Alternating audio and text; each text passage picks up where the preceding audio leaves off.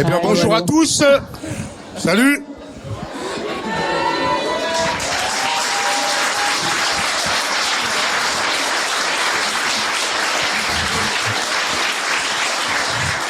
Merci, mais je sais pas si ça vaut le coup, mais je prends quand même. Merci en tout cas.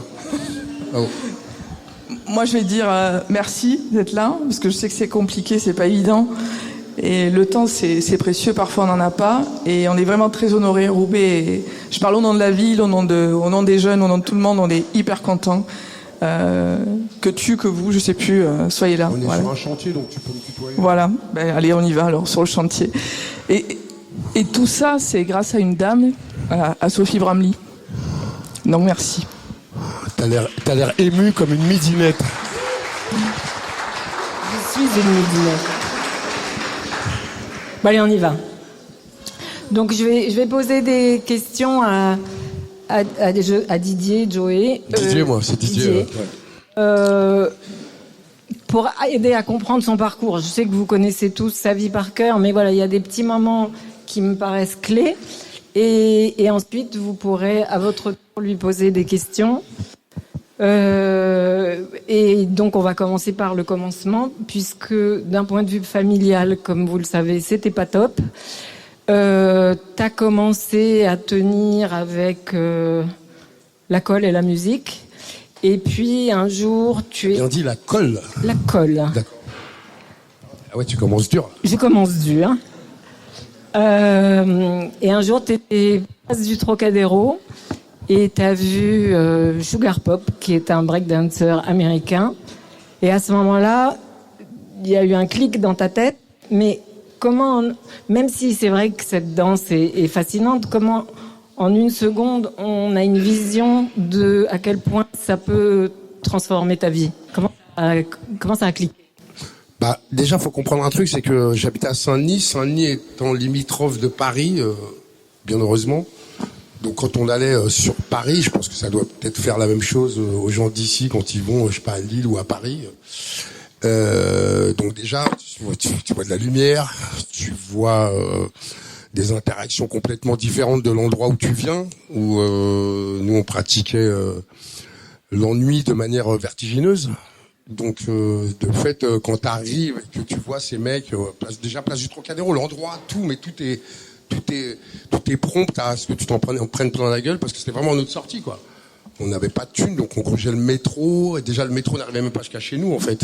Aujourd'hui, bon, ça vous dira rien, mais aujourd'hui, il y a la porte de Paris, le métro s'arrêtait là, il n'avait pas, il y avait même pas, il y avait qu'un seul bus qui desservait pour je sais pas combien de localités, donc c'était très compliqué. Donc c'était déjà un périple en soi. Et puis on a vu, on est arrivé, on est tombé sur ces types qui faisaient de l'électrique bouillie à l'époque. Bon, il faut savoir que nous on était un peu pickpocket aussi. Hein. Oui. On y allait.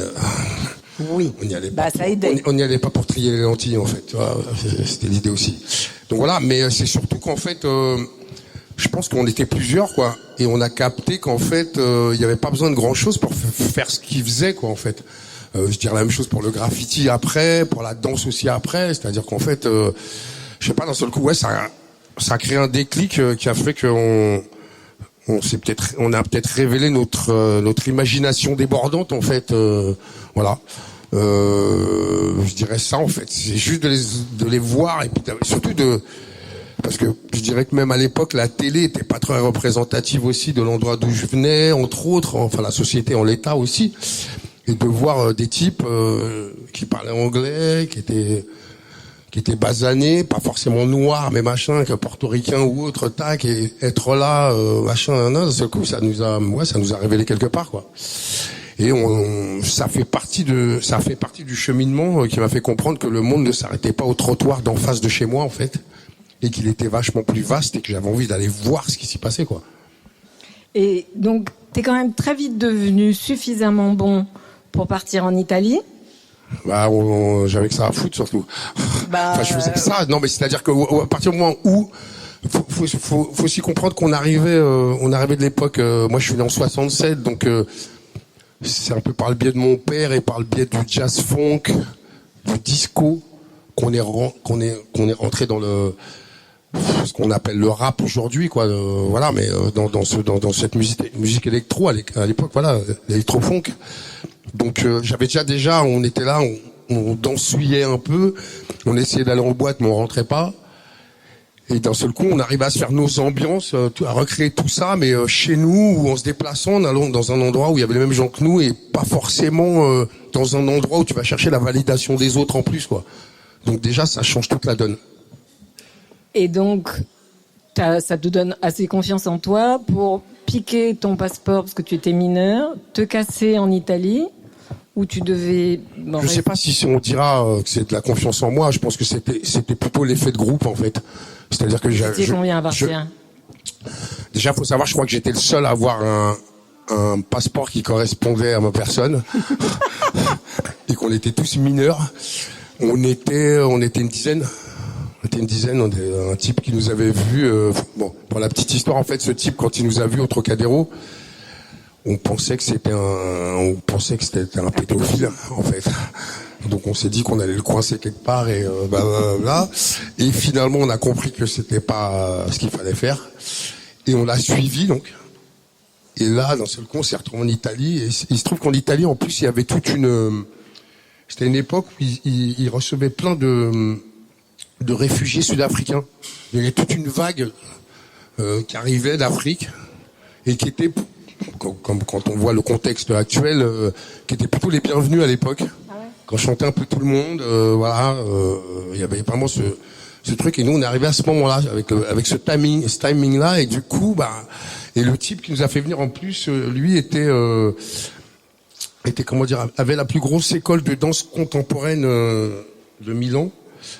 Et était surtout, d'ailleurs il est mort aujourd'hui je crois, était surtout très pote avec Berlusconi à l'époque. Il est mort aujourd'hui. Voilà, et il faut savoir que à l'époque la télé italienne c'était vraiment la télé paillette, donc ce qui sous-entend qu'on donnait des cours d'Electric Boogie la journée, le soir et le soir on allait faire des émissions de télé avec des grandes bimbos avec des paillettes. Nous on était là habillés comme si on avait piscine, genre tac tac et c'était marrant là. Comment dire, le mélange de voilà, d'un seul coup comme je disais juste avant, d'un seul coup tu découvres que le monde est vaste et puis que finalement les paillettes ça tient pas à grand chose en fait, hein, ça tient juste à quelqu'un qui fait yélélé et puis les autres font ouais derrière en fait. Et puis il y a les caméras, toute la mécanique, tu comprends déjà toute cette mécanique là. Donc déjà ça désacralise plein de choses en fait. Et tu te dis mais en fait, on n'a pas fait, on a mouillé le maillot en s'entraînant, en y croyant, tout ça, tac, tac, mais une fois arrivé là-bas, on s'est dit, mais ça tient pas à grand chose, en fait, et c'est à la portée de tous, surtout. Tu te sentais pas imposteur, juste, Si, j'ai toujours eu le syndrome, je crois que je dois l'avoir encore un peu aujourd'hui, le syndrome de l'imposture. Et c'est très moteur chez moi. Et donc, ça dure, enfin, tu étais censé rester 15 jours, tu restes 1 an et demi. Ouais. Et puis, t'es foutu dehors, je sais pas pourquoi. Je me fais expulser, ouais. Parce que plus de papier, plus bon. Ouais, non, parce que le quartier c'est comme un sac à dos, hein, ça remonte toujours un peu, donc j'ai dû faire j'ai fait un truc qui a grincé et les carabinieri m'ont expulsé. Ok. Voilà. Puis surtout j'étais mineur, donc en fait comme le mec lui avait c'est l'Italie, c'était l'Italie de l'époque quoi. Donc plutôt qu'ils s'en prennent à lui, sont pris à moi en me disant en plus t'es mineur, tu prends de l'argent, t'as pas à travailler ici, blablabla. Salut. Donc je me suis fait expulser avec d'autres. Donc tu sors de la merde, tu te retrouves à gagner plein de pognon, à être célèbre, à faire des autographes, machin. Enfin je crois que je gagne beaucoup de pognon parce qu'en fait à l'époque la lire italienne c'est un peu de la monnaie de singe. C'est-à-dire que 1 million de lire, c'est 5000 francs pour l'époque. Donc, bien sûr, t'as beaucoup de thunes, mais en fait, quand tu vas au change, finalement, voilà. Et puis surtout je pense qu'à l'époque, on se faisait pas mal carotter. Mais en fait, l'idée, c'était d'en être. Et puis surtout, je pense que ça nous construisait. Oui, non, c'est sûr, ça nous construisait pour l'avenir, en fait, justement, dans nos rapports avec l'autre. Et puis, en plus, hors de France, c'est-à-dire que. Heureusement que j'ai cette base latine, donc l'italien est venu assez vite. Mais tu te retrouves à dealer avec des adultes, en fait. Et j'ai 15 ans, par là, mais et sur un truc, en plus, c'est très étrange, parce que c'est de la danse, c'est un nouveau phénomène. Nous, on a les yeux huileux quand on en parle, on est habité, bam bam. L'autre, il est en train de faire du business en fait. En face, il pour acheter du sable, que ce sera la même chose, quoi. Tu vois. Donc du coup, justement, tu te construis à travers ce genre d'échange. Et donc, tu rentres. T'as vu comme je suis bavard. Ah bah, t'as intérêt. Ils sont là pour ça. Hein. Je sais pas si t'as vu, mais ils sont un peu nombreux. Donc tu rentres et là, bim bam, Colt te montre une photo à peu près grande comme un timbre-poste. Là, t'as accès. Alors, le truc, mais non, mais y a pas de souci. Effectivement, après le graffiti, il est né justement, comme tu disais, donc on a un pote de chez nous, Saint-Denis, qui lui a continué l'école. Et a vu sur un livre d'histoire géo une petite photo comme ça d'un métro new-yorkais peint, enfin avec des graffitis, le truc qu'on connaît tous aujourd'hui, mais nous on regarde ça, puis ça a vraiment la taille d'un gros timbre-poste. Et nous on est waouh. Enfin, voilà. En fait c'est ça quoi, on était avides de choses qui nous faisaient, enfin voilà, qui nous faisaient voyager sur place quoi. Donc tout de suite on est demandeur, on est preneur, et lui a un peu plus d'extérité que nous, donc on le suit. Et à force de le suivre, on finit dans les tunnels de métro parisien, dans les catacombes, sur les toits. On arrive à récupérer les clés des portes cochères des facteurs. Enfin, d'un seul coup, Paris devient une aire de jeu. Et voilà quoi. En fait, on se fout de dormir dehors, on se clochardise. Tout ce qui nous intéresse, c'est d'aller peindre et surtout d'aller plus haut, plus loin, plus longtemps. Enfin voilà. D'un seul coup, t'es vraiment là, tu te mets vraiment en marge de la société, c'est-à-dire que pour assouvir tout ça, j'étais très klepto, donc j'étais un voleur, je vais te dire, voilà. Tac, mais en tout cas, ça me permettait de vivre vraiment en marge du système, et puis ce que je volais, c'était de la bouffe et de la peinture, quoi. Voilà, je le vivais pour moi, quoi. Donc pareil, quoi. Il se trouve que ça tombe en plus à l'époque où mon père me dit, écoute, il a cherché à me faire. En fait, j'ai dû passer à peu près tout ce qui est, concours pour être fonctionnaire, c'est-à-dire la poste, tout. J'ai tout fait. Sauf que comme je ne dormais pas la nuit, quand j'arrivais à ces trucs-là, je dormais en fait. Tac tac, il me dit alors t'as réussi, je dis c'était génial. Tac tac, donc c'est ça nos échanges. Et au final il y avait rien. Et puis surtout ça me donnait, quand je voyais la tête des pimpins avec qui je me retrouvais, enfin je me disais vu ce que je vivais à côté, ça me donnait pas du tout envie d'eux quoi. Et puis surtout en fait je crois que j'ai appris très tôt et je le dirais pour les jeunes d'aujourd'hui avant qu'il y ait toutes ces choses-là, ce que c'était que de s'inscrire dans sa légende personnelle, en fait. Tu peux le faire sans avoir forcément la validation des autres. Et je crois qu'on vit dans une société où, si t'as pas l'œil de l'autre qui approuve, toute cette équation-là, d'un seul coup, alors que, nous, il y a 30 ans, un peu plus de 30 ans, on faisait les choses pour nous, quoi. Et surtout, les problèmes, on les recevait tout seul, il n'y avait pas de médaille dans notre histoire, on était un petit microcosme. Mais c'est plus facile, à la limite, de ne pas avoir ce regard de l'autre. Ouais, mais je pense que c'est la vraie vie, surtout, c'est plus facile. C'est pas, pour moi, là n'est pas la question, en fait. La question, c'est de savoir ce que tu fais pour toi et ce que tu fais, limite, pour les autres, pour ton groupe. Voilà, la vraie question. Enfin, ça fait longtemps que je vois la vie comme ça, en fait. Et donc, tu montes 93 NTM, qui au départ est ton... Je monte, on est plusieurs à être... Oui, vous montez un possi de graffiti artiste. Mm-hmm. Et puis un jour, tu entends Solo d'Assassin. Entre autres, ça fait partie des premiers. Qui j'en profite, le 5 juillet, il sera ici à raconter lui aussi son histoire. Donc Solo est en train de parler avec un tourneur. T'entends la conversation, ça te chauffe, et là tu inventes. Disons qu'on est avant ça, on est non, c'est Johnny Go, pardon. On est dans un soir, on rentre de Paris dans le métro et on tombe sur un des mecs qui est un des premiers à avoir rappé en français pour ce que ça valait. Voilà, mais bon. Tac, et le mec nous dit, bon, plus âgé que nous, et nous dit cette phrase que je n'oublierai jamais. Ah ouais, mais parce que vous pensez qu'en écrivant sur les murs, c'est comme ça que vous allez laisser une trace. Donc nous, bien sûr, on est très habités, très persuadés, très solaires dans ce qu'on fait, et capables de tout pour rien, surtout. Bien sûr, on le challenge, et puis on lui dit, mais nous, si on fait ce que tu fais, prends une chaise, parce que bon. Sauf que nous, on arrive de la danse, en fait. On était dans le graffiti, donc on a déjà des bases, en fait. On sait ce que c'est. On sait ce que c'était qu'une mesure, un 4, et ainsi de suite. Et ben, de ce soir-là, en fait, on est rentré, comme quoi qu'on avait vraiment rien à branler, pardon. Tac, et bon, on a commencé à écrire nos premières rimes et tout, qui parlaient de graffiti, d'ailleurs. Et parmi les 4 premiers trucs qu'on a écrits, qui étaient brouillons à l'époque, parce que entre-temps on a rencontré un réalisateur qui nous a fait mettre le truc au carré, mais des 4 premiers textes qu'on a écrits, il y a Le Monde de Demain, il y a Le Toucher Nique ta mère, et enfin il y en a 2-3 qui sont devenus les premiers smash hits, en fait. C'est-à-dire que la première intention était la bonne, comme quoi que, je reviens à ce que je disais tout à l'heure, il est très important de faire ce qu'on a, quoi. Enfin, il est très, voilà. Vital, merci.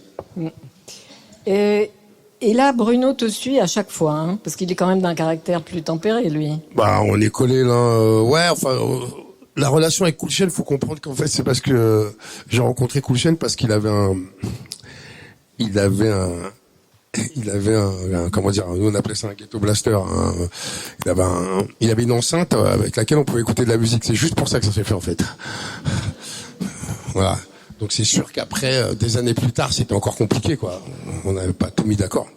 C'était pas, voilà. Donc je reviens à Solo qui parle avec un tourneur, et là tu te glisses dans la conversation et tu dis hop. Ouais, je fais le malin. Nous à l'époque, on rappe dans notre cave avec DJS. Ouais, on fait.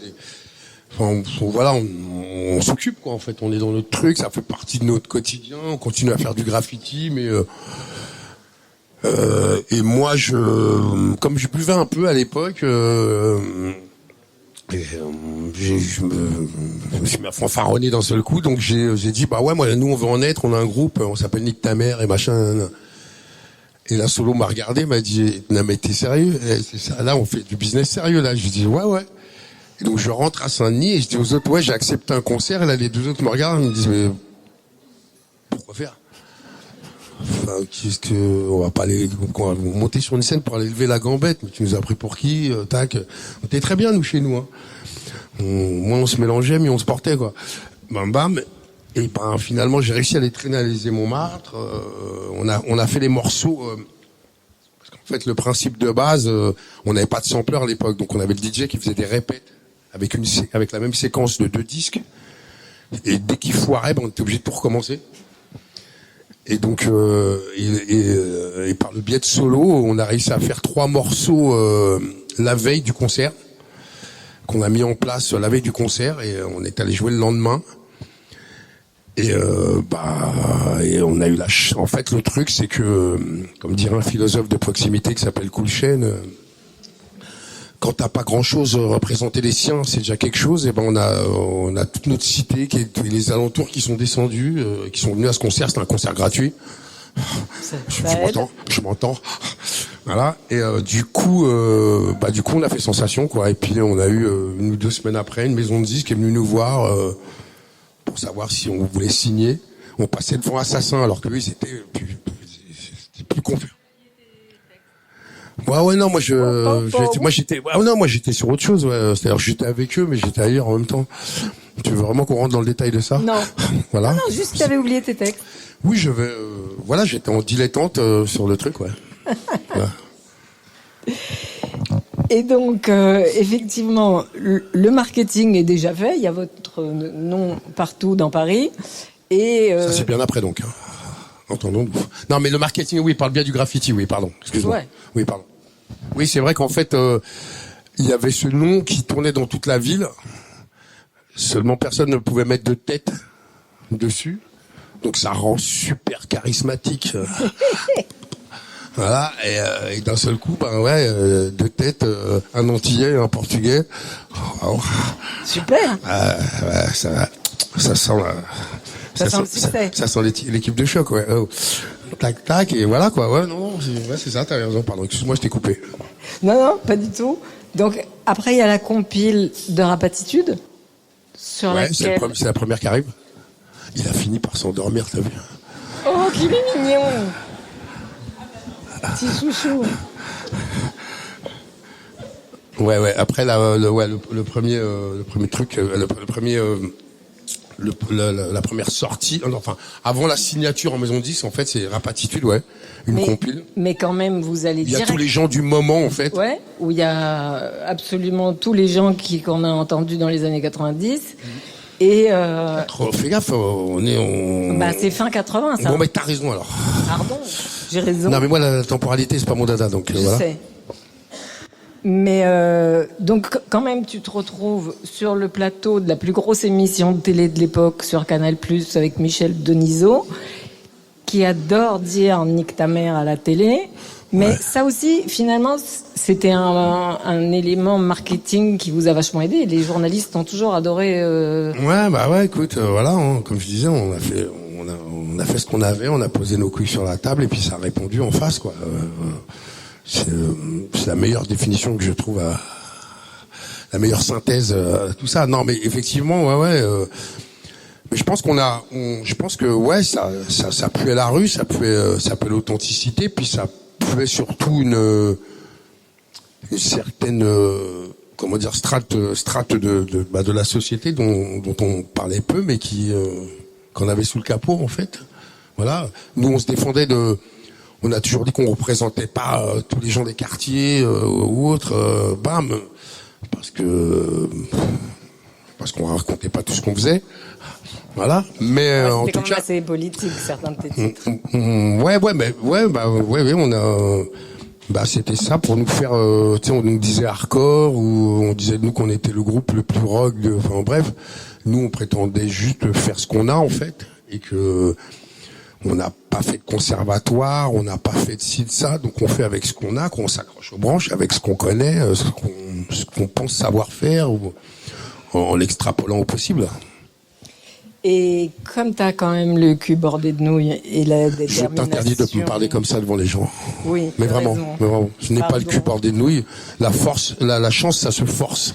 Mais, Oui, mais tu l'as bien forcé. C'est un truc grand comme ça, il faut savoir, voilà. Mais sinon, non. Non, mais j'allais en arriver là. Je t'interdis de me parler comme ça devant les gens. Je ne recommencerai plus, je te parlerai plus. Très bientôt, je vais m'arrêter. Donc, la chance récompense ton audace. Ça va mieux? Oh, l'autre. T'es pas très inspiré aujourd'hui, je trouve.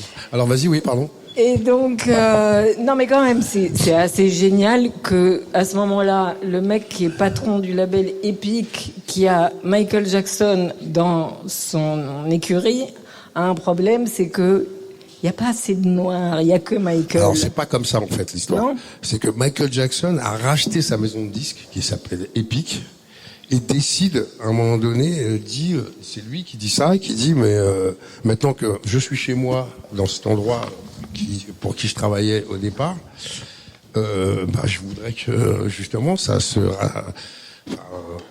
ça devienne un peu plus vivant, un peu plus racisé, enfin, tu vois, j'ai pas utilisé les termes d'aujourd'hui, mais enfin, c'en est un. Voilà. Donc, je dis, c'est par le biais de Michael Jackson qu'on a fait de la musique, enfin, c'est arrivé, un genre d'effet papillon, en fait.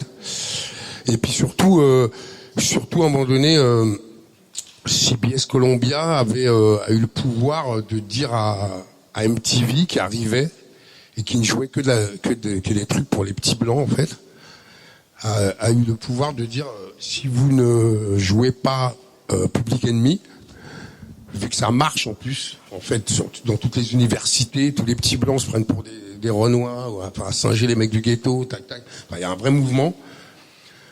Vous n'aurez pas l'exclusivité de Michael Jackson, qui est à ce moment-là le mec qui vend au niveau planétaire le plus, quoi. Donc il y a une espèce de truc politique qui se monte comme ça. Et finalement, Michael Jackson et CBS Columbia ont gain de cause. Donc nous, on est de ce côté-là. donc on profite de la vague et voilà. Donc c'est pas de la chance en fait. Non, c'est pas de la chance. Mais vous bénéficiez un peu de... C'est vrai que j'aurais dû jouer au loto plus souvent à cette époque. Moi qui ne soutiens pas du tout la... gagnants, tentez leur chance. Non, mais je ne soutiens pas du tout la Française des Jeux, mais j'aurais dû jouer au loto à cette époque. Je sais pas. Mais non, mais je rebondis sur Public Enemy parce que Def Jam, qui avait Public Enemy et qui avait aussi les Beastie Boys, a beaucoup utilisé les Beastie Boys qui étaient blancs pour s'introduire dans des zones inatteignables. Et toi, c'était un peu l'inverse. En fait, vous avez tourné beaucoup avec des gens du punk et du rock. Ah ouais, exactement. Ben, on a commencé, il n'y avait pas de scène rap, quoi. Il n'y avait pas du tout de scène rap. Et puis surtout, tu vois, aujourd'hui, je vois, il semblerait qu'on soit à égalité, là, au niveau des sexes. Nous, on a commencé, on jouait, c'était... il y avait des mecs. Et puis surtout, c'était... ouais, comme tu le disais, c'était très rock, en fait. Quand les mecs nous voyaient arriver dans les festivals où ça fait 3 jours qu'ils sont là à se rouler dans la boue avec des sacs en plastique pour protéger nos baskets, ils nous regardaient comme des pompes à vélo, les mecs. Et ils disaient, et puis surtout, on n'avait pas d'instrument. Et en fait, ça nous a déclenché à mort. C'est-à-dire que t'imagines, nous, les premières scènes qu'on fait, les mecs, à chaque fois qu'on arrive, ils sont là à se dire, mais c'est qui ces bouffons? C'est pas qui, c'est quoi? C'est quoi? C'est quoi? Tac, ils ont pas d'instrument, machin. On est obligé de pousser les instruments pour que nous puissions jouer. Donc ça veut dire qu'au niveau de la perf, va falloir marcher au plafond, écarter les murs, faire que des trucs que ferait Jésus, quoi, tu vois. Tac.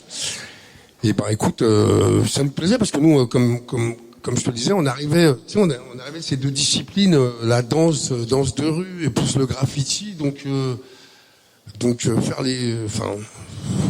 faire des trucs de ouf pour pouvoir ça fait partie d'eux, quoi. Dans les graffitis, quand tu fais du graffiti, nous à l'époque, si tu ne pas se faire courser par les flics ou par les agents de contrôle de la RATP ou la SNCF, ça fait partie du game, quoi. S'il y a pas eu, si tu reviens pas en ayant mal quelque part, si t'as pas chié dans la douleur, comme dirait le poète, c'est quelque chose. Donc là, d'un seul coup, ça nous remet en challenger. Ok, on est là, mais va falloir encore montrer, quoi. Tout n'est pas acquis, tout n'est pas si facile, comme dirait un poète de proximité. Et quand finalement l'album Authentique sort, il y a un single, mais il ne passe pas sur Skyrock, qui est pourtant déjà une radio de rap. Ouais. Et là, de rap, fais gaffe quand même. Qui commençait à jouer. Ouais. Avec... quand tu vois ce que c'est devenu aujourd'hui, c'est une plaisanterie, quoi. Ouais, ça s'appelle comme ça. Première sur non, mais tu as raison. Donc en tout cas, Super Nana, qui à l'époque a une émission la nuit qui a rien à voir avec la choucroute, arrive à vous inviter à condition que le single ne soit pas joué. En fait, l'idée, c'est que on a le droit de faire une émission sur cette station, sauf que elle n'a pas le droit de jouer si tu invites un artiste, mais tu ne peux pas jouer ses morceaux. En gros, c'est ça. Mm-hmm. C'est vertigineux, quand même. Donc, on y va quand même, parce qu'à un moment donné, on se dit, c'est bien de vendre des disques aussi, parce qu'en fait, vendre des disques, ça nous permet de partir en tournée, faire plein de trucs, tu vois, taf, surtout produire des groupes à nous, enfin, qu'il se passe quelque chose, quoi, tu vois, et puis t'arrives à un âge où t'as besoin de gagner de l'argent pour te révéler un peu à toi-même aussi, on va dire. Voilà. Et en fait, effectivement, donc elle ne peut pas jouer parce qu'en fait le directeur de la station, comment il appelait ça à l'époque? Par rapport à ses auditeurs, moralement, il ne peut pas jouer un morceau qui traitait du suicide. Voilà, c'est ça en fait l'idée. Waouh. Okay. C'est-à-dire que je me dis qu'il n'écoute pas du tout en fait tout ce qui passe, qui est anglo-saxon, la teneur de ce que ça raconte en fait. Non, c'est en anglais. Juste parce que ça fait yélélé, que c'est en anglais, ça passe. Mais voilà. Donc bam. Et en fait, ce qui se passe, il se passe un truc magnifique, en fait, c'est que les gens appellent et font genre, par exemple, un cas de figure, c'est genre, ouais Joey, alors ce qui paraît, t'as des pitbulls, ouais, t'en as combien? Et le mec envoie, j'appuie sur la gâchette. Et il y en a un qui a fait ça, et les mecs ont tout fait. Alors que faut savoir que quand t'appelles une radio, tout le monde le sait, il y a des gens qui sont là, qui filtrent le truc, et tous les mecs se mettent à faire ça. Donc l'autre arrive en chaleur, avec des yeux huileux, et nous forcément, c'est pas nous, hein. C'est pas nous. Voilà. Donc voilà. Mais effectivement, donc on a eu droit à plein de choses comme ça. Par exemple, je me rappelle pas très loin d'ici. Il faut savoir qu'à un moment donné, on était interdit. On avait le droit de jouer dans les villes, mais on n'avait pas le droit d'y résider. Par exemple, en Belgique, ouais, dans les hôtels, ouais. Donc en Belgique, par exemple, un jour, on a été interdit parce qu'une association qui s'est montée de mères en colère, qui ne voulait pas que Nique ta mère vienne jouer. Et en fait, il faut comprendre un truc, c'est qu'à un moment donné, l'effet boule de neige, il est tel que toute publicité, en fait, pour nous est bonne, en fait, qu'elle soit mauvaise ou autre, ça, voilà, ça fait grossir le truc, quoi. Et nous, quand je dis on n'a rien demandé, je m'entends, mais on n'a pas demandé tout ça, en fait.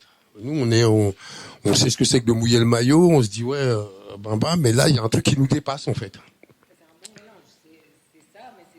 C'est surtout qu'on a un truc à dire derrière, en fait. On n'est pas juste, voilà, parce que au départ, ce qui a arrangé tout le monde, c'est de dire qu'on faisait de la provocation. Et nous, on racontait que, non, on n'est pas des rockers, tu vois. C'est-à-dire qu'il y a un vrai fond dans ce qu'on raconte. On n'est pas juste dans la posture, en fait.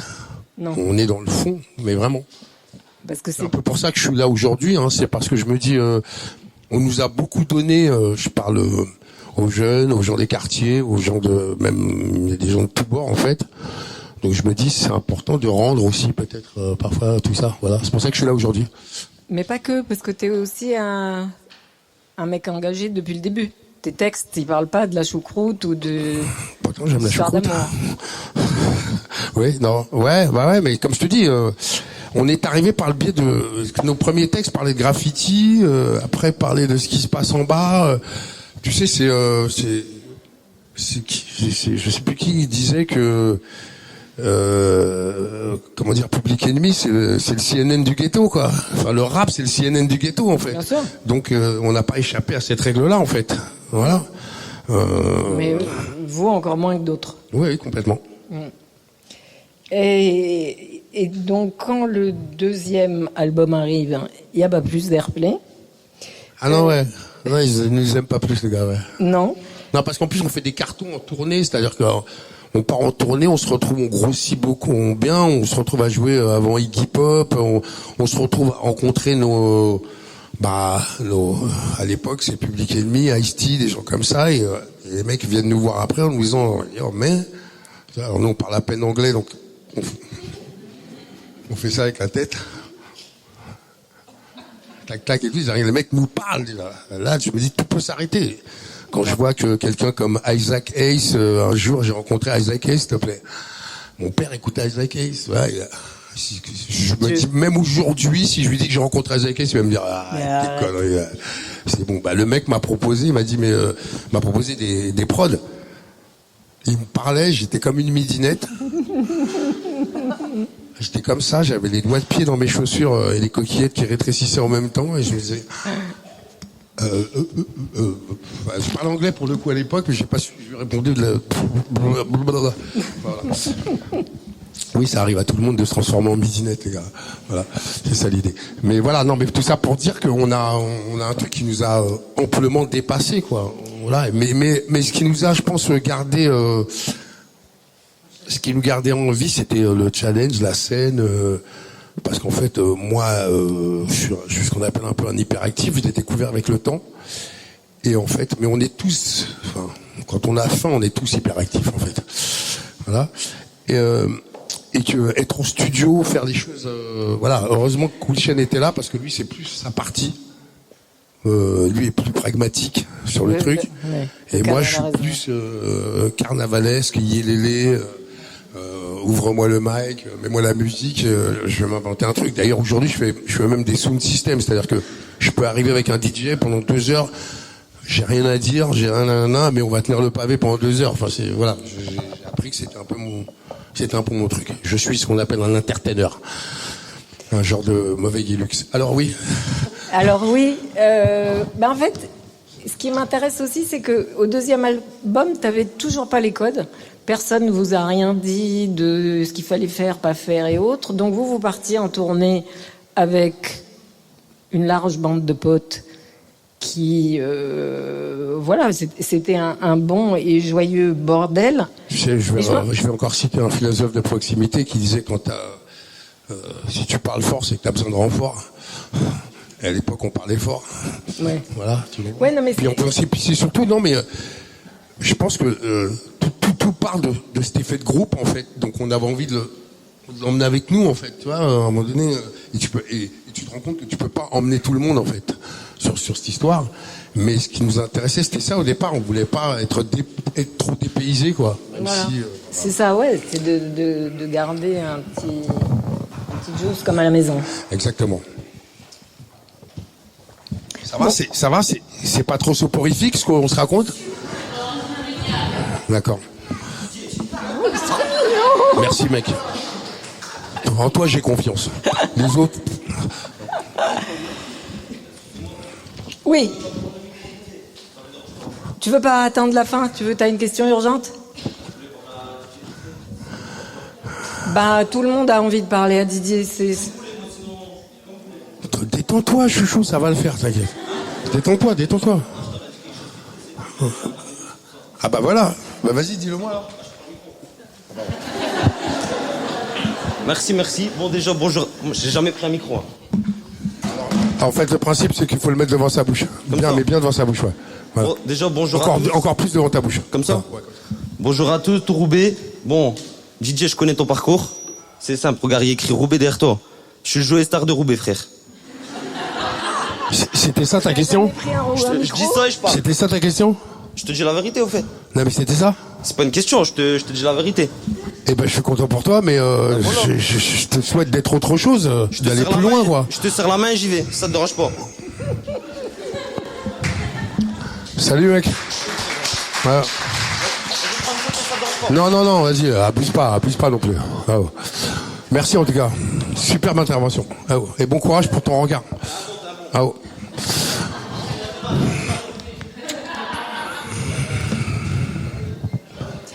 Voilà. Bref, donc, troisième album, ça c'est fait. Je sais pas qui a eu cette idée, mais bravo. Ah. C'est chaud là. Oui. Troisième album, t'as enfin un single en radio, mais tu le détestes. Ah c'est quoi le problème? Bah le temps aidant, ouais, non mais c'est surtout qu'en fait ça part d'un truc super con en fait. On est tellement à l'aise dans nos pompes et on se fait un genre de pari, c'est l'époque où je sais plus, MC Solar sort je sais pas quoi et il nous fait tellement rigoler en fait, même s'il marche, même si il fait partie de la mémoire collective de certains, et on se dit tiens mais ça on peut le faire en fait. Donc c'est-à-dire ne rien raconter, parce qu'on est vraiment, les curseurs sont vachement plus hauts qu'au début dans ce qu'on raconte, dans l'idée, dans la position, et puis surtout dans ce qu'on, c'est dû aussi, c'est cimenté par ce qu'on se prend dans la gueule en retour, puisque faut savoir que on a quand même passé pas mal d'années où il n'y avait pas d'émission musicale à proprement dit au niveau média. Donc à chaque fois on se retrouvait avec des syndicats de police, on se retrouvait avec le ministre de la ville, enfin voilà, et on représentait les mazoutés, tu sais, genre la partie sombre, oui.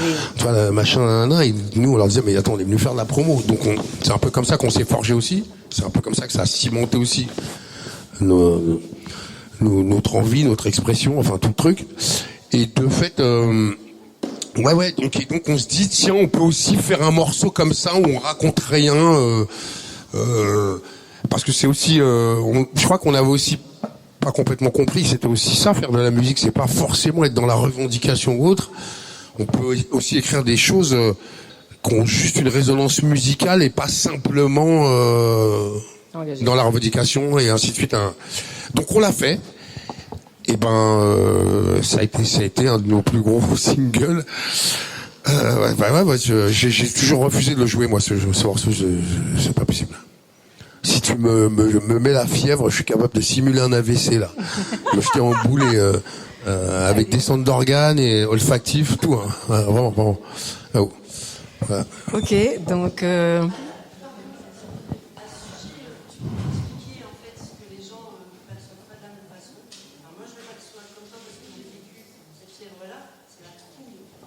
La quoi? La trouille. C'est un peu hors sujet, non? D'accord. Mais c'est pour ça que je ne sais pas quoi te répondre, en fait.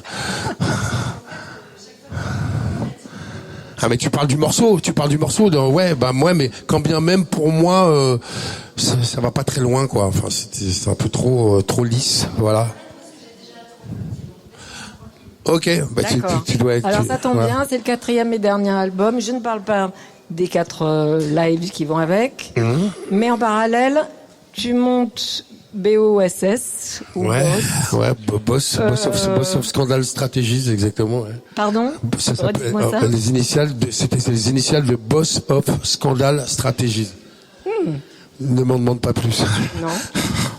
Voilà. Mais quand même, tout le monde débarque chez toi et tu signes. Enfin, c'est tout le monde en fait. On arrive à finir par s'entendre avec Skyrock, qui finit par finalement revenir me voir. Donc t'imagines, là, j'avais les coquillettes grosses comme ça, en me disant tac, et qui nous dit oui, dis donc, ça te dirait de faire une émission de radio sur Skyrock. Et c'est à moi enfin à l'époque avec Cool Chain, on est en pleine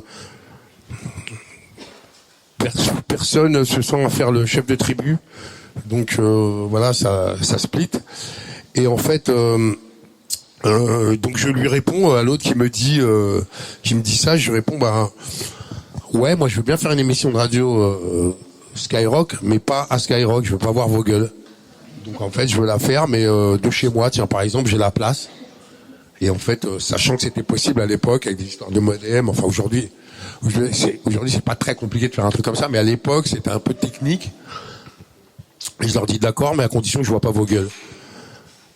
Écoute, on l'a fait, et en plus on a tapé le score direct. Au départ, ils nous avaient mis de minuit à c'était quoi, de minuit à 4 heures, je crois, avec une pub toutes les demi-heures. Et donc c'était le jeudi. Et en plus, le mec me dit oui, donc ce sera jeudi. Tu veux l'appeler comment? Et comme j'étais encore dans la fanfaronnade et j'étais trop content qu'il soit là, mettre un genou au sol devant moi, je lui ai dit, puisque je suis souvent dans la connerie, quand je sais pas quoi dire, je me réfugie souvent dans la connerie. Je lui ai dit, puisque lundi ravioli, jeudi sodomie, on va l'appeler jeudi jour de sodomie l'émission. Voilà. Donc on a appelé cette émission jeudi jour de sodomie. Il m'a fait, ouais, tu vas l'assumer. Et je lui ai dit, quand je vois ta gueule, ouais, je peux tout assumer. Je peux tout assumer. Donc on a eu cet échange. Tout s'est mis en place, la technique, là, on a joué. Et en plus, ça tombait bien parce que moi, à l'époque, j'avais un pôle de DJ, j'avais monté mon label Boss, et donc j'avais un pôle d'artistes, un pôle de DJ, qui jouait un peu, on jouait une palette assez large entre hip-hop 80, hip-hop 2000, dancehall, musique caribéenne, enfin, tu vois, on était vraiment, voilà, pour nous, ce qu'est un DJ, en fait, hein, voilà. Et puis surtout, quelque chose qui nous ressemble aussi. Et comme je le disais, ça a très bien marché. Et en fait, ils nous ont dit que ouais, vous aurez quand même des pubs toutes les demi-heures. Et nous, comme on n'a pas trop posé de questions, on savait pas au début. Donc on mixait et on n'entendait pas les pubs qu'ils mettaient. Et au bout de 3 émissions, j'ai un pote qui m'appelle, qui me dit, mais t'as entendu les pubs qu'ils mettent ou pas? Parce que c'est à partir de minuit. Et donc ça a été, si tu es un homme et que tu aimes les hommes, machin. Et c'était que des pubs comme ça. Mais non. Donc nous on a commencé à reprendre les pubs et à faire ouais, si tu es un homme et que tu aimes les bergers allemands, tac tac, et mais du coup ils nous ont dit, mais vous auriez pu nous dire en fait quelle cible vous aviez, quoi. Donc du coup ils ont enlevé les pubs, ils nous ont dit ok, on vous laisse jusqu'à 5h du matin, si vous êtes l'émission a cartonné en moins d'1 an. Ils nous ont filé le samedi. Donc là, j'étais encore, imagine, je touchais plus le sol, donc j'ai encore cet échange avec lui, où il me dit, tu veux faire le samedi? Et je lui dis, ouais. Et comment tu l'appelleras le samedi alors? C'est moi. Tac. Je dis, samedi, attache ton cabri, mets ta femme à l'abri, tu vois, des trucs comme ça. Et on a appelé l'émission comme ça, et on a cartonné encore. Tac, et il faut savoir en fait que voilà, cette émission, en fait, on était très sérieux, mais on se prenait nous pas au sérieux. On avait plein de jingles qui déconnaient dans tous les sens, bam bam. Et au bout de 2-3 ans, on a fini par être le parcours promo des Américains quand ils venaient faire de la promo à Paris. Ils passaient par chez nous, les Jamaïcains aussi. Donc on a eu Capleton, Beenie Man, Muggs de Cypress Hill, enfin, bam bam. On était dans ta cave, j'étais dans ta cave et tu te dis non. Ah, Cypress Hill est là. Enfin voilà, non, mais magnifique quoi. Et puis surtout en premier lieu, on voulait que ce soit une émission aussi réservée au rap. C'était avant que Skyrock devienne ce que c'est aujourd'hui, mais au rap qui n'a pas de voix quoi. Donc on faisait venir les groupes mais en live, enfin ce qu'ils font aujourd'hui quoi. Voilà, nous-mêmes on n'a rien inventé, mais alors eux, encore moins. C'est pire. Mais vous avez trouvé ou donné la voix à pas mal d'artistes qui occupent depuis les genre Orelsan, Sniper, etc. Il y a quand même beaucoup de gens qui ont démarré. Sniper, la première fois qu'ils se sont retrouvés sur un vinyle, Sniper, c'était chez nous, chez BOSS, ouais. C'est nous qui avons découvert Sniper. Le premier aussi. Le premier truc de Orelsan, c'est chez nous aussi, entre autres. Enfin voilà, ouais, on a fait des choses comme ça, ouais. Et à partir de là, j'ai du mal à suivre tellement tu multiplies les activités. Tu démarres ta carrière solo, Caribbean Dandy. Entre autres, ouais, Joey Star, Caribbean Dandy. Ouais. Tu fais ta marque de fringues, comme 8. Mm-hmm. Tu commences à devenir acteur. Ouais, je commence. Bah, tu commences en 2005. Ouais. Donc je tricote avec les pattes arrière, on va dire. Ouais. Mais t'es en 2005, mais en 2009, tu fais un premier film avec Maïwen et hop, direct, ouais. un petit. Ça laisse un peu de champ en 2005-2009.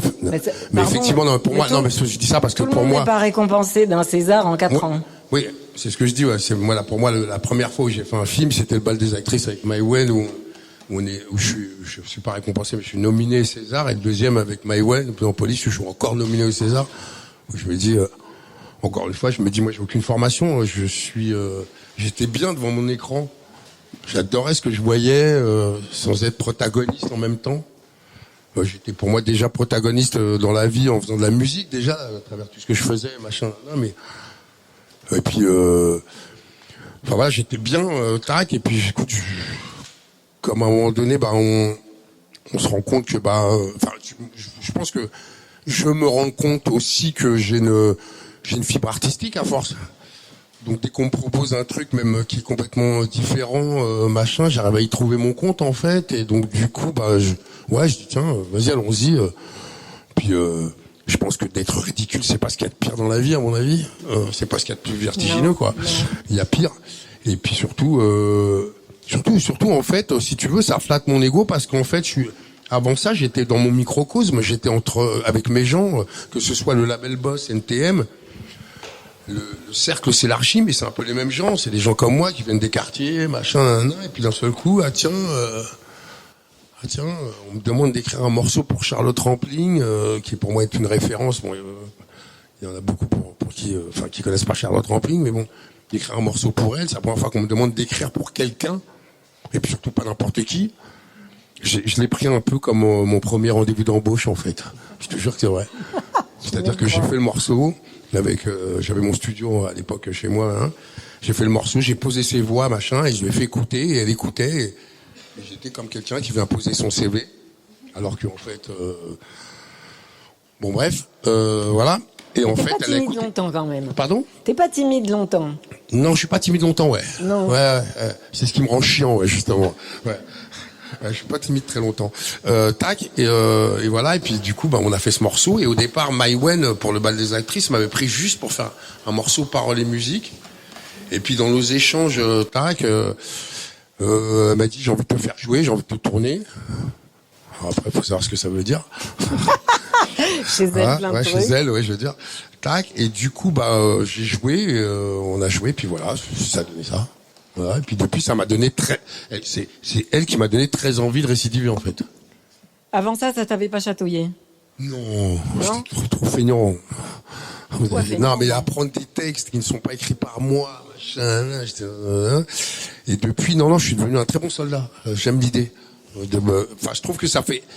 En fait, si tu veux, comme la mauvaise foi est un muscle chez moi, voire un membre de mon corps, en fait, j'y ai trouvé mon compte parce que je trouve que c'est une espèce de continuité de ce que j'ai toujours fait, en fait. Avant, je dansais, donc je racontais quelque chose avec mon corps. Après, le graffiti, c'est aussi raconter quelque chose. Le rap, c'est encore plus marqué, on va dire. C'est ce qui est pas vrai, mais ce qui en a un. Voilà. Et je trouve que voilà, l'acting, en fait, c'est un peu une continuité, en fait, quelque part. C'est on continue à raconter des histoires ou à se raconter au travers de ça. T'as vu la mauvaise foi? T'as vu la mauvaise... Ouais, t'es pas mal. Mais aussi, c'est des rôles au fur et à mesure qui sont de plus en plus éloignés de toi. Bon, j'ai évidemment le rôle de flic, mais non, même pas, parce qu'au rôle de flic, tu connais l'histoire par cœur. Ouais. Mais Non, ouais, mais c'est vrai mais que... les séries, les films, tu te barres dans des terrains que tu connais pas du tout.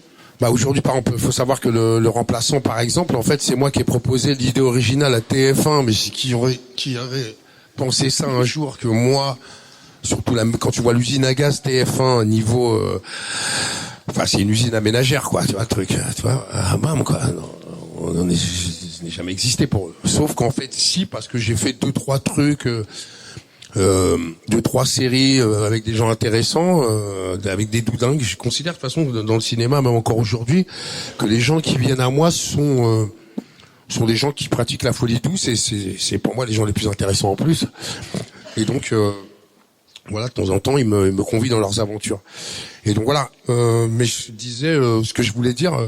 Tu sais ce que j'aime dans le fait de faire du cinéma aussi, c'est peut-être, alors comme on le disait au départ, moi j'ai une enfance difficile avec mon père, parce qu'il y a de pire, mais compliqué quand même, mais qui fait que à mon âge, j'ai fêté mes 55 ans il y a pas très longtemps, je suis encore en construction quelque part à cause de cette éducation et de cette désertion qu'a pratiqué mon père.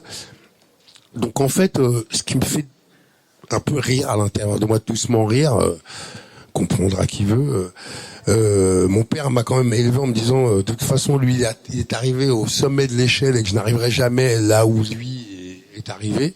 Et le fait d'être prof de français, électricien le lendemain, machin sur là, tac tac. Là, je me dis, j'ai cette espèce de petite revanche qui n'appartient qu'à moi. Je me dis, bah non, c'est pas vrai. Ce que tu disais, regarde, je suis capable de tout, capable de tout pour rien, mais voilà. Big up à toi-même. Voilà, big up à moi-même, ouais, voilà. Non, mais ça me fait, tu vois, ça me fait rire. Je me dis, voilà, et puis surtout, j'ai rencontré le théâtre entre-temps. Et que le cinéma, c'est une chose. On est dans la précision, on est dans tout ce que tu veux, mais je m'y retrouve vachement plus avec mes sensations, par rapport à mes sensations de départ avec le théâtre, parce que le théâtre, c'est, on répète beaucoup, et puis d'un seul coup, on te dit, on y va, et pendant la première pièce que j'ai faite, durait 3 heures quand même, tu vois. Et donc, Sandman, ça durait 3 heures? Ça durait 3 heures. Et donc pendant 3 heures, tac. Et je me croyais pas, parce que c'était bien. C'est pour ça que t'as pas senti les 3 heures. Voilà. Non, mais je me pensais pas capable, sincèrement. Hein, je me pensais pas capable. Mais c'est l'effet de groupe encore, parce que quand t'es au théâtre, c'est une troupe, tac, on est dans l'échange, on est les uns avec les autres. C'est une mécanique en fait. T'es un rouage d'une histoire, t'es un rouage d'une interaction et ainsi de suite. Sur scène, vous étiez 2 sur scène, c'est hardcore. Elephant Man, t'es malade ou quoi? Ben les deux les autres. Béatrice, elle arrive au 2e acte. Avant ça, il y a on était 15 acteurs sur scène. C'était vraiment bien, hein, si tu n'as vu que moi. Non, j'ai vu que vous deux. Voilà. Non, mais on est plein. Puis bon, enfin bref. Mais tout ça pour dire que voilà, j'apprends encore là aujourd'hui, à 55 ans, j'apprends encore, et puis enfin j'apprends encore parce que je crois que je suis encore prêt à me laisser faire quand les gens, enfin avec ma perception du monde, mais aussi quand les gens me racontent les bonnes histoires, m'ambiance de la bonne façon.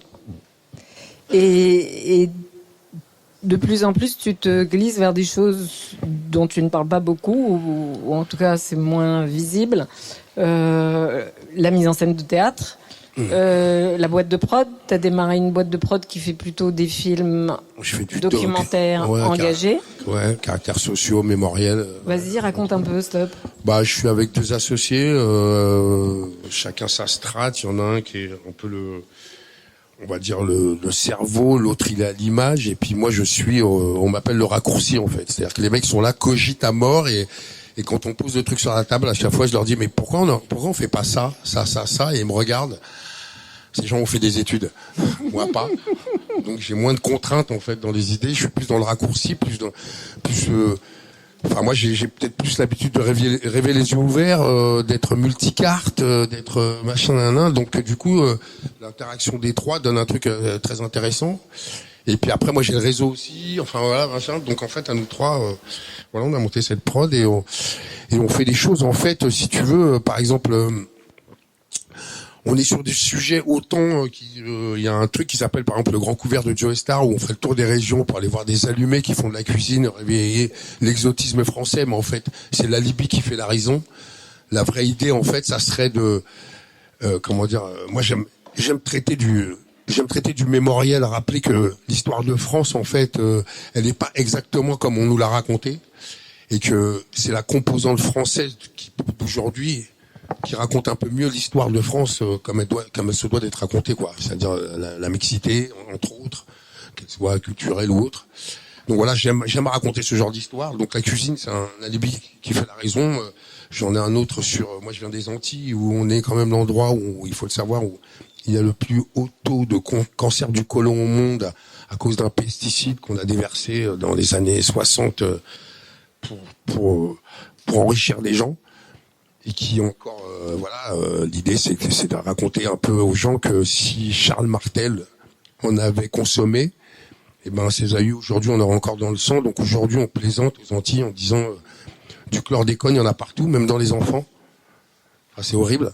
Donc voilà, c'est prendre des choses comme ça et puis les raconter, quoi. Je me dis, franchement je suis pas dans une idée de carrière, moi. Moi ce qui m'intéresse c'est vraiment de faire ce que j'ai. Et avec le temps, le curseur, il est de plus en plus élevé. Et puis, je fais les bonnes rencontres aussi. J'ai appris que de temps en temps, de me laisser un peu faire et d'être à l'écoute de l'autre, ça me permet aussi, moi, de pouvoir me projeter un peu plus loin aussi. Je l'ai appris avec le temps. Ouais. Ouais, mais ça, tu sais, ça, c'est l'âge, ça. Hein. On devient tous comme ça. Ouais. Ouais, non, ça, ouais, c'est plus, je suis, ouais, il y a un philosophe de proximité qui s'appelle Joe Star qui a dit, trop feignant pour faire semblant. Ouais, ça me va pas mal, ouais. Ouais, parce que j'aime mouiller le maillot, quoi. Enfin, je sais pas, c'est dans mon ADN, voilà, quoi. Finalement, d'avoir papillonné, sans aucun c'est le bon exemple, la boîte de prod, eux ils ont fait vachement d'études et ils réfléchissent à 2 à l'heure pour que tout rentre dans les cases. Toi c'est une grande liberté quand même t'as pas peur, tu fonces, tu vas. Ouais, mais j'aurais aimé moi si à l'époque on va dire l'éducation nationale et m'avait envoyé les bons stimuli, j'aurais aimé faire des études quand même, j'aurais aimé, enfin moi je motive mes enfants pour qu'ils le fassent. Ça a l'air de marcher. Voilà, ouais ça va, ouais ils sont bien, ils ont un rapport avec l'éducation plutôt pas mal, parce qu'entre leur mère qui a fait des études et moi qui suis autodidacte, ouais on s'en sort plutôt pas mal, ouais, enfin dans ce qu'on leur renvoie. Donc voilà, ouais c'est essentiel je crois, c'est essentiel. Mais tu sais c'est un truc que j'ai souvent dit à mes 2 plus grands, je leur dis mais en fait après l'autodidacte, le truc c'est que c'est savoir retomber sur ses pattes, quoi. Parce que c'est bien beau. Moi, j'ai commencé en arrivant un peu en dilettante, machin, et me construire comme ça au gré des vents. Mais non, comme je dis, quoi, je les incite à rester vigilants et alerte sur tout ce qui se passe autour de nous, parce que tout peut être idée. Enfin, je pars du principe, et c'est pas moi qui l'ai inventé, mais une phrase, un tableau, une image, une conversation peut changer ta vie, mais j'en suis le fruit, quoi, en fait. Parfois, j'ai rencontré des gens, ou même je suis allé voir un truc qui m'a, peut-être pas dans l'immédiat comme ça, mais qui m'a suggéré quelque chose derrière lequel parfois j'ai pas su mettre 2 mots, mais j'ai senti qu'il y avait une certaine fascination pour ce truc. Donc, si vous avez cet objet-là, profitez-en, pardon. justement pour aller vous construire avec et non pas pour prendre du tout cuit dans la bouche, quoi. Moi, je continue à être curieux et je dirais presque à aimer ne pas savoir, mais aller me rencarder quand même derrière ou aller faire les bonnes rencontres pour en savoir un peu plus et pas m'en tenir à une parole, mais plutôt à ce qui s'échange, ce qui vit, voilà, à la synergie, quoi. Alors j'ai une dernière question, mais je vais commencer par te citer parce que le philosophe de rue Joey Starr a dit deux choses De proximité. De proximité, excuse-moi, qui me plaisent beaucoup. Un, la vraie liberté que j'ai, c'est que je ne vis pas dans l'œil de l'autre, je me comporte comme si le monde vivait à mon rythme. Et deux, si j'ai besoin de quelque chose, je m'adresse à moi-même. Est-ce que ce sont des adages qu'on peut recommander à tout le monde avant de passer le micro ? Ouais, parce que même si, comme je le disais, moi je suis né en 67, le départ de ce qu'on peut appeler ma vraie vie a commencé dans les années 80, et je crois que les temps ont changé depuis et que j'arrive quand même à revoir, je sais pas, à remettre les curseurs aux bons endroits, envoyer l'énergie là où il le faut et non pas juste, je sais pas, essayer d'avoir une meilleure lecture possible. Et je me dis que c'est quelque chose qui reste à géométrie variable. Donc beaucoup de gens ici sont jeunes, donc ça s'adresse à tout le monde, et pas que en fait. Moi, à 55 ans, je vis comme un mec qui a piscine, donc je me dis que tout est possible encore. Tout est possible. Enfin, voilà. Non, mais je me sens, j'ai encore envie, et pas parce que j'ai de l'argent et les moyens, mais parce que il y a des choses que je vois qui m'envoient des bons signaux pour me dire, mais allons-y, quoi. Aujourd'hui, je m'inscris dans un truc où je fais de la cuisine avec des gens, et au départ, c'est juste c'est deux équations. C'est j'ai eu des enfants et mon père cuisinait. Il a essayé de m'inculquer ça, mais comme la pédagogie c'était pas son truc, ça l'a pas fait. Mais j'ai quand même eu des restes. Et donc mes enfants et le fait que j'ai été parrain d'un festival pendant 10 ans au Pays Basque où le soir on faisait de la musique, mais la journée on faisait venir tous les artisans de la bouche du coin. Et ces mecs ont réveillé ce truc chez moi, machin, et puis surtout on s'est trouvé dans des ambiances musique, bouffe, machin, et je me suis dit mais ça on doit pouvoir le retranscrire au public, quoi. Enfin, il doit y avoir une façon de transmettre ce truc, et surtout tu comprends que derrière on n'est pas juste en train de manger, derrière il y a toute une vie, il y a toute une chaîne, il y a tout un produit, des gens, des aventures humaines, machin, tac, c'est ce qui m'a fait faire du doc aussi, parce que je me suis rendu compte que j'adorais écouter les autres aussi. J'ai l'air de parler beaucoup, mais j'aime écouter les autres. Et qu'à chaque fois, ça m'envoie des fulgurances qui me donnent envie de gratter un truc et me dire, tiens, si on racontait ça, mais en fait, ce qui peut être intéressant, c'est l'angle qu'on choisit pour le raconter. Ne prenons jamais les choses en l'état. Il y a toujours un angle par lequel arriver.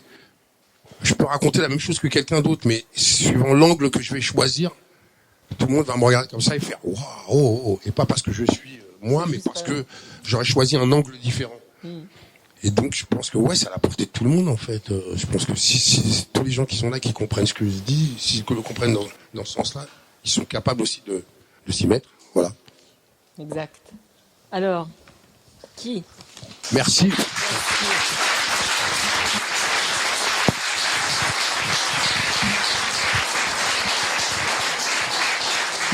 Merci pour votre attention en tout cas. Bonjour. Bonjour. Tu as évoqué tout à l'heure le syndrome de l'imposteur. Tu disais, pardon ? Tu as évoqué tout à l'heure le syndrome de l'imposteur comme étant un moteur. Ouais. Et j'aimerais savoir en quoi du coup le syndrome de l'imposteur peut être un moteur. En fait, je vais te le dire comme le dirait un commis garagiste, ça te donne toujours envie de te dépasser. En fait, t'es jamais sûr d'être au bon endroit, au bon moment ou en train de faire le bon truc. Donc, tu vas 2 fois plus que les autres en fait.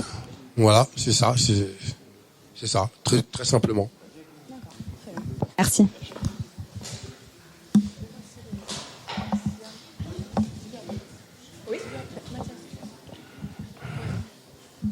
Merci. Bonjour. Alors bonjour. Ma question en fait c'est une rumeur que j'ai entendue étant plus jeune. Pendant votre carrière rap, vous auriez été, Jean-Paul Gaultier aurait confectionné des vêtements pour vous.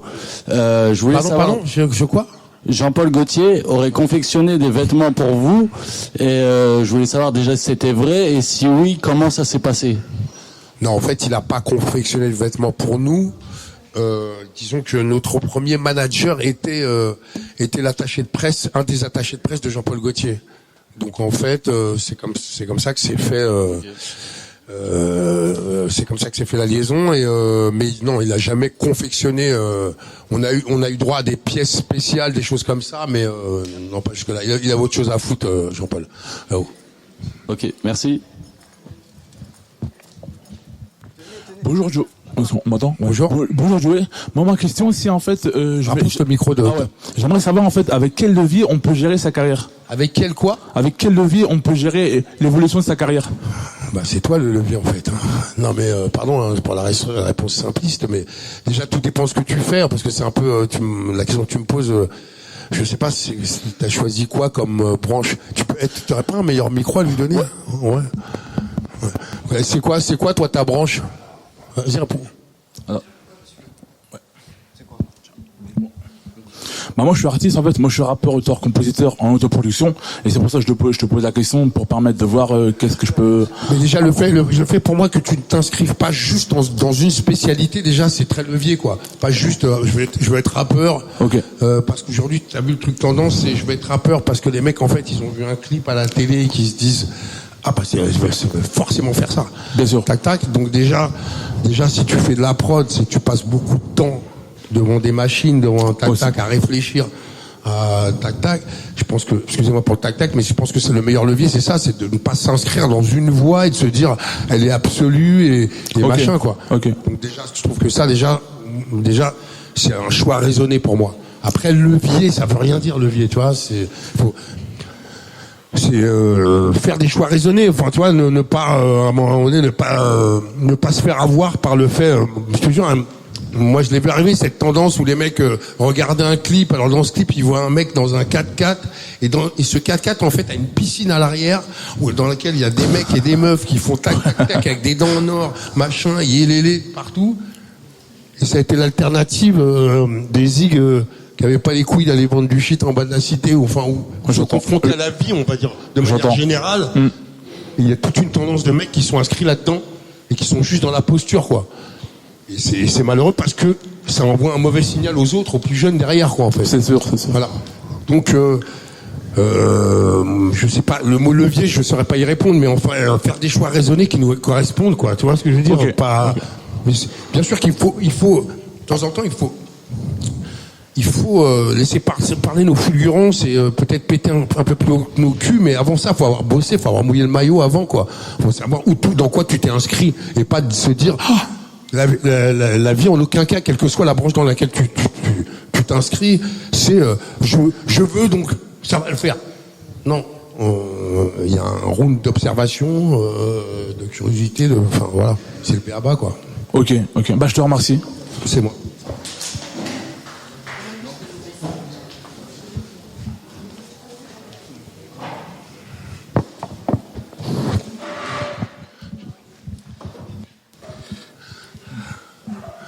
Salut Didier. Est-ce que le succès et l'argent qui va avec a pu te faire évoluer par rapport à ce que tu, ouais. C'est vrai. Est-ce qu'avec le succès et puis l'argent aussi qui va avec, est-ce que ça, il y a eu un risque dans ta carrière de te faire un petit peu changer par rapport aux valeurs que tu avais dès le début quand vous disiez voilà qu'est-ce qu'on attend pour foutre le feu? Est-ce que tu redirais encore la même chose maintenant ou est-ce que ça a fait changer ton point de vue sur la situation dans les quartiers en particulier? Écoute, j'ai des enfants, au vu de la conjoncture, j'ai encore envie de dire qu'est-ce qu'on attend pour foutre le feu, ouais, tac. Mais il est vrai que on peut s'y perdre, ouais. Enfin, c'est humain, quoi. Ouais, on peut s'y perdre. Et ça, s'il te plaît, je peux finir de parler. En plus, toi, je te connais, donc s'il te plaît, sois gentil aujourd'hui, s'il te plaît. Donc ouais, on peut s'y perdre, ouais. Mais c'est complètement humain, ça. C'est justement quand tu te lances et que ça fonctionne, à un moment donné, tu rentres à la croisée de quelque chose. Voilà. c'est à toi c'est à ce moment-là qu'on voit si tu as fait des choix raisonnés ou si toi-même tu l'es. Moi, je l'ai pas toujours été, mais comment dire, je l'ai pas toujours été, mais il y a une chose, c'est que j'ai trop pratiqué l'ennui dans ma jeunesse pour y retourner en fait quelque part. Donc en fait, j'ai été rattrapé par ça en fait. J'ai l'ennui vertigineux en fait.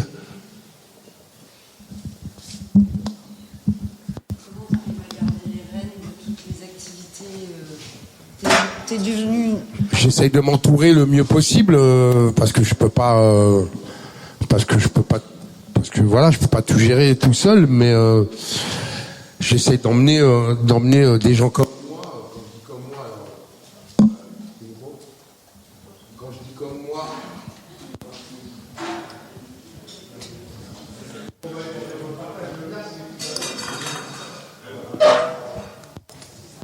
non mais je disais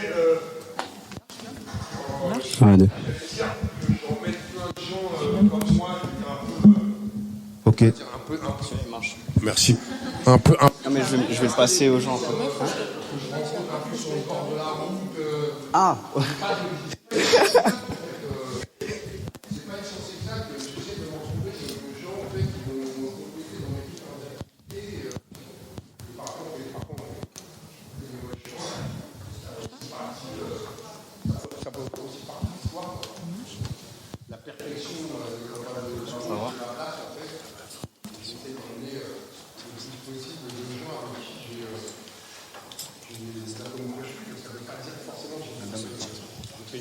Des gens comme moi en fait, mais des gens avec qui j'ai des atomes crochus.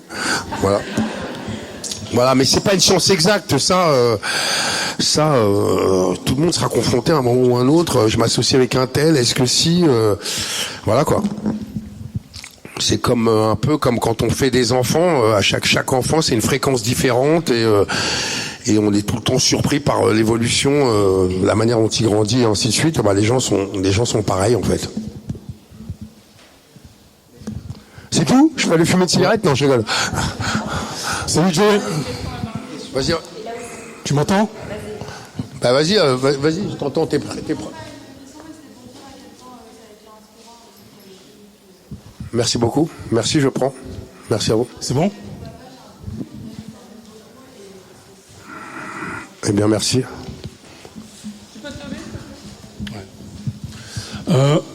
Bonjour, salut Joey. Merci Bien. d'être là.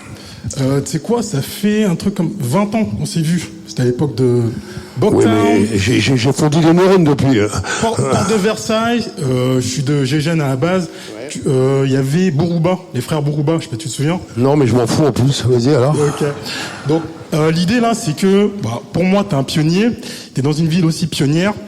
Et l'idée, comment est-ce que tu pourrais donner de la force, donner un mot bref à tous ces jeunes qui aussi sont dans Peura, dans d'autres activités, pour se relever.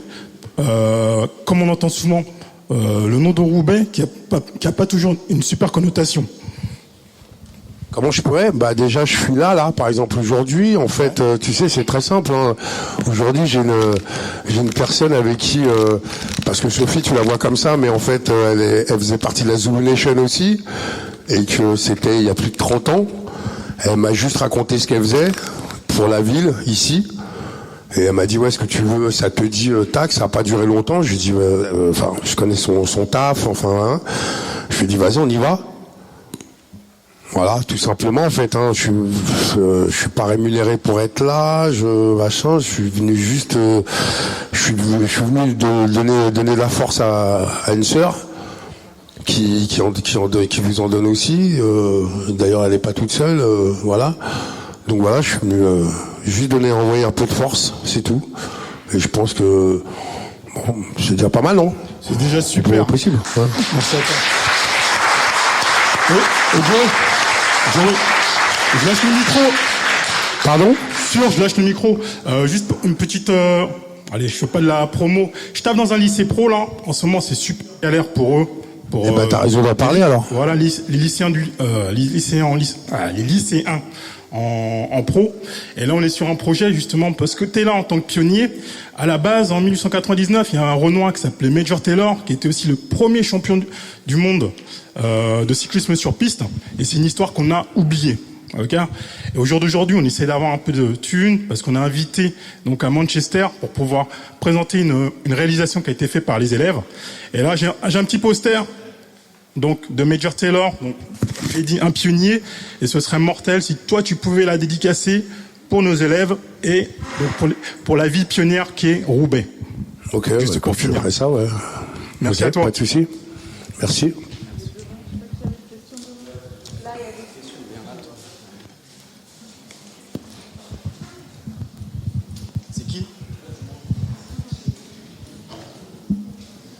Bah, encore toi. Encore moi. Ouais. T'as pas d'amis, t'as pas de cercle social. Si, mais bon, j'ai une occasion unique de vous avoir en face de moi. Voilà, je suis couturier. Et la question, c'est est-ce que vous accepteriez que je vous confectionne un vêtement spécial? Tu es styliste donc. Oui. D'accord. Ok. Ouais, mais enfin, faut que ça me plaise, hein. Bien sûr, je peux vous montrer ce que je fais déjà. Je suis pas une fille facile, hein. J'ai l'air comme ça, mais je suis pas une fille facile, mec. Non, mais je vois bien la carrure, je peux m'adapter, y a pas de... Bah écoute, ouais, regarde, de toute façon, vous avez Sophie qui est ici, qui fait en permanence, qui fait des allers-retours. Okay. Donc si t'as besoin de me faire glisser un truc, voilà, tu vas avec Sophie, y a pas de souci. Okay, merci beaucoup. C'est moi. Merci d'avance, mais fais gaffe, mec, hein. Pas de souci. T'as un super beau t-shirt, hein. Je sais pas si on a pensé à te le dire. Donc en soi, niveau question, Salut. ça va être beaucoup plus bancal que monsieur le styliste ou le lycée pro. Actuellement, est-ce que tu es toujours en bon lien avec Cool Chain? Écoute, personne n'a voulu faire la femme, donc on s'est séparés. Ouais, la fameuse. Ça te va comme réponse? Oui et non. Voilà. Mais c'est si difficile que ça, là, actuellement, avec lui? Bah écoute, on se connaît depuis qu'on a 14 ans, t'as vu, à un moment donné, on en a eu marre, quoi. Voilà, et puis en plus, disons qu'on l'a vécu de manière très augmentée, quoi, cette relation. Donc voilà, aujourd'hui, je crois il fait ce qu'il a à faire, et moi, je fais. Voilà, c'est intéressant, hein. C'est tout ce qu'on a retenu. Tu vois, voilà, t'as tout compris. Il vient pas à Roubaix. Voilà. Ah, je sais pas. Et du coup. C'est tout. Hein? Non, mais les cancans, on arrête là. Vas-y. Ok. Et j'ai des demandes aussi. T'as une question? J'ai des demandes surtout, parce qu'il faut tout oser, tu l'as dit toi-même, il y a pire que le ridicule. Est-ce que je peux te serrer la main, entre autres? Merci. Et de deux, j'ai un de tes livres dans mon sac, est-ce que tu pourrais te signer? Oui, ouais, je te ferai ça après, ouais. Nickel, Y a pas de souci. Merci.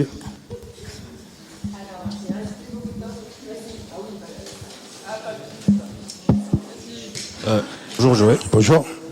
Moi j'ai une question particulière. En gros, je veux savoir, vu que tu as participé dans le passé à des projets qui ont eu de gros enjeux politiques. Enfin, quand je dis politique, c'est genre ça a eu des enjeux quand même. Ouais, disons qu'on a fait des choses pour réveiller un peu la citoyenneté qui sommeille chez les jeunes, les gens des quartiers, chez les gens en fait, chez qui elle dort. Oui. Et je voulais savoir, dans le tout de ces projets, est-ce que tu as pensé, dans le process, que ces projets t'appartenaient à toi ou au groupe, NTM, tout ça, ou bien à l'ensemble des cités que tu voulais toucher? Non, mais j'ai jamais pensé. En fait, c'est toujours des choses que j'ai fait. On avait monté une association qui s'appelait Devoir de mémoire avec Leïla Si, la mère de mes enfants. Il y avait Olivier Besancenot. Enfin, on était tout un collectif. Non, c'est pas. Là, je suis pas en train de me faire du. Je suis pas en train de me redorer le blason ou me rassurer sur quoi que ce soit. Non, je fais un truc qui pour moi m'apparaît normal. En fait, c'est un acte citoyen. Comme je le disais, j'ai une famille, des frères, des sœurs, des enfants, des gens autour de moi et voilà, t'as envie que ça aille pour eux aussi, quoi. Donc en fait, tu le fais en premier lieu pour ça et puis surtout. C'est très rassurant. On était un collectif, je pense, on devait être une quinzaine. On devait être 5 garçons pour 10 filles, de gens très volontaires, et ainsi de suite, de tous bords. Parce qu'il n'y avait pas que... Enfin, il y avait des gens de tous bords vraiment, des gens qui ont fait des études, d'autres moins comme moi ou autres, et ainsi de suite. Donc, je t'avoue que ça me rassurait pas mal. Je me disais, putain, tout le monde... Enfin, ça me donnait l'impression que, voilà... On avait un bon prisme de la société qui se sentait concerné par les autres en fait. et ça m'a rassuré grandement. Donc c'est pour ça que j'étais très volontaire sur cette histoire en fait.